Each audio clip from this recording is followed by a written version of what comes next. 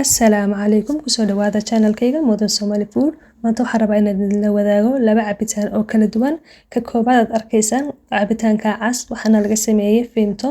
ka kale waa cabitaanka saafiga ama cadaanka ah waxaana laga sameeyay biyo chai seed lindanaan iyo mint waxaan idin tusi doonaa sida aan u sameeyay iyo waxa uu ku fiican yahay waqtiyada afurka intaan guda galin laakiin fiidiyogeena fadlan hadaad channelkayga ku cusub tahay subscribe igu caawi asxaabtaada iyo ehelkaagana la sii share garee fiidiyogeena maanta wuxuu ka kooban yahay chai seed lindanaan noocan green kan isticmaalaya yellow isticmaali kartaa sidoo kale mint ama nacnaac ayuu ka kooban yahay mawsixa ama biyo caadi ayaan isticmaalayaa waan soo diyaarsanayaa imika waan soo jarjarayaa sida aan u sameeyana insha Allah waxaad ka arki doontaan intaan fiidiyowga ku guda jirno cabitaankan wuxuu u fiican yahay waqtiga afurka waxa fiican in cabitaana fudud yani soonka lagu jabiyo marka timirtaada cunaysid chai seed wuxuu ka caawinayaa dheebshiidka xagga dheebshiidka caloosha maadaama oo saacado badan la soo soomanaa biyo badan aanad cabaynin waqtiga ramadaanta lagu jiro waxyaabaha ugu fiican ee lagu jabiyo soonka waxa ugu fiican cabitaan uu ku jiro chai seed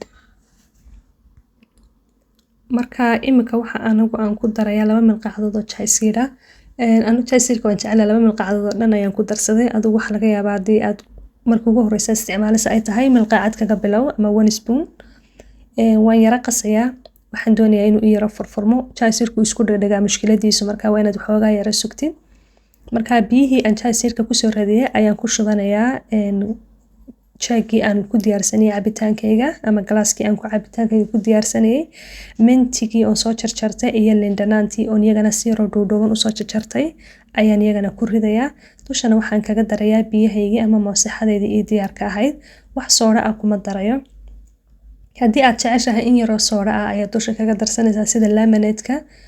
laakiin anigu marka qaarkood waan ku darsadaa laakiin badanaa imika waan iska daayay ramadaantan oo wax soora ah kuma darsada cabitaanadeyda cabitaanku intaas oo kaliya ayuu ka kooban yahay talaagada ayaad yara gashanaysaa waqtiga afurkana waad la soo baxaysaa maasha Allah ila soo tijaabiye aad ayuu u fiican yahay saas quruxda badan aad arkaysaan ayuu soo baxay maasha Allah tabaaraka raxmaan waxyaabaha carcaraya waa chai seed-kii weeyaan chai seed-ka faa'iidadiisa hadaad ogtihiin yani maalin kasta iska maadayseen cabitaanadiina oo dhan baad ku ridqan lahaydeen cuntooyinkiina sida mashaarida porridge-ka aad ku darsan lahaydeen nooca ama qaabka labaad aad u samaysan karta cabitaankan waxa weeyaan intii hore oo soo samaysatay ayuunba dusha waxa kaga sii darsanaysaa Vimto kalarkiisuna casaanka quruxda badan ama gaduudka quruxda badan aad arkaysaan ayuu soo baxay marka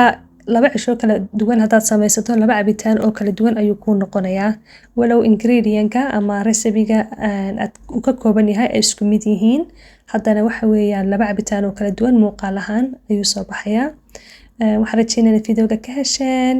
insha Allah intaan fiidiyowgiisa ku kulmi doono waxaan idin leeyahay soo noqosho wacan assalaamu calaykum waraxmatullaahi ta'ala wabarakaatuh I'm always grateful for the support you gave me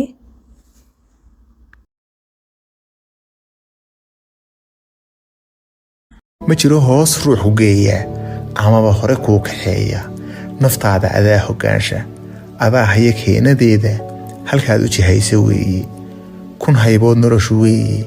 kun hawlood baa ku xeeran kun bay hakisaa dharaarba kun bay si hagaajisaaye haddaad ku hungowdo kaalin hareer kale soo tijaabi